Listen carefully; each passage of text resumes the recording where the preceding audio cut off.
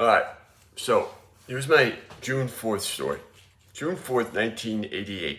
I'm 14 years old, and my dad, he was an usher at Shea Stadium. So he used to take me and my friends every once in a while. We get to go to games. And so that day, I remember it was an afternoon game. It was aired on NBC, and the Mets were playing the Cubs. And I went to the game with some high school friends of mine. They were all on a basketball team.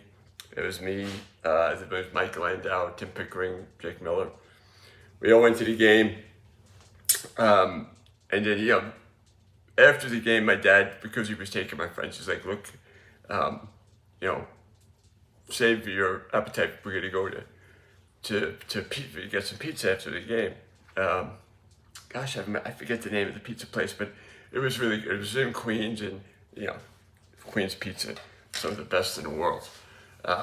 So the game starts off where Cubs wind up taking a lead. The game goes into the ninth inning. The Cubs are up one run.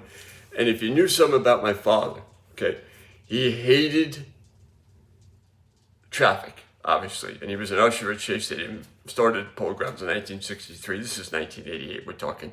My father he wasn't 50 yet. He was going to turn 50 in July, but 49 years old. Always, whenever we went to a game, we're running seventh inning, we're going to the car. And hardly ever saw the completion of a game because you wanted to beat the traffic out. Because we're talking, 1988 Mets, they won the division 86, and won a World Series in 86, and then 88, they won the division. So they were good. So they were getting 45,000, 50,000, especially on a Saturday. So my dad does something he normally doesn't do, decides to stay. And then once you stay past a certain point, you can't leave because then the ushers union won't let you leave.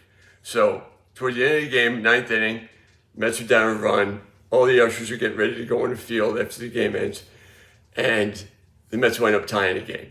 I remember Gary Carter got a big hit in that. And Mookie Wilson wound up getting a game-tying hit. But Carter's hit extended the inning, then Mookie Wilson wound up getting a game-tying hit. I believe that's correct.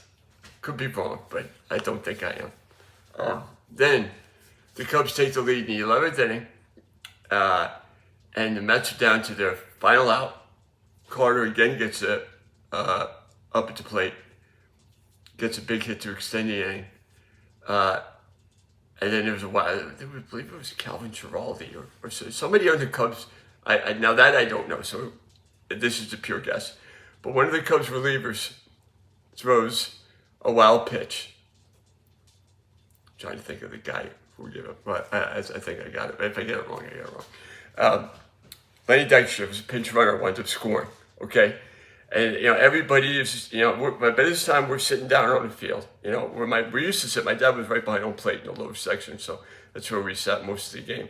But by this time we're now down, right near the field, right by the Cubs dugout, and when the wild pitch happens and then Dykstra comes home to score, you hear everybody cheering, and then you see one miserable face coming back, throwing his hat down out of disgust because now he got to stay longer, and that was my father. And that's just who he was. I mean, I'll never forget that. All these happy people, one miserable face, my dad. So it gets to the point where now we're at the top of the 13th inning ends, and he's like, "Look, guys, we're getting out of here." So we're getting ready to leave. On the way out, I think Mike and Timmy went to buying pretzels, and then my dad was like, "What are you doing? We're going for pizza." But they didn't know. They forgot. So as we're walking out, Kevin McReynolds winds up hitting a walk-off home run off. I believe it was Jeff Capel. But Jeff Capel played for Duke, something like that. Jason Capel, I don't know. I think for the Cubs, the guy only allowed 8 home runs in his career. 3 of them were to the Mets, and Kevin McReynolds, that was his first 4 career walk-off homers. 3 of them did with the Mets, and we used to call him Kevin McMeaningless because he would hit the homer when you're up 11 to 1, and then usually in a tight game, McReynolds would feel it a little bit. And he was McReynolds from Arkansas, generally did not like New York at all. Well, I mean, at all. Just wanted to come and play ball. Didn't care about the media, didn't care about any of that. And you know, he wasn't a bad player. I mean, he was a very heady player. I mean, I think he set the record at that time for most consecutive stolen bases without being caught. But here's the other thing. Later on that year, now, you know, Gary Carter, I told you we got clutch hits. I remember in '88, Carter took forever to hit his 300th home run. I think he went from like April until actually wound up hitting it in his series against the Cubs. The same series that I believe the Mets wound up playing the first night game at Wrigley Field. And the story behind that is the first night game was supposed to be August 8th, 1988. And it was the Phillies and the Cubs. Rick Sutcliffe starts for the Cubs, who I worked with at ESPN, one of the nicest guys you'll ever meet. I mean, big guy, nice guy. And Phil Bradley comes over from the Mariners, American League, starts playing with the Phillies. I think Bradley only hit like 78 lifetime homers, and this did not count as one, but he hits the fourth pitch of the game out of the stadium.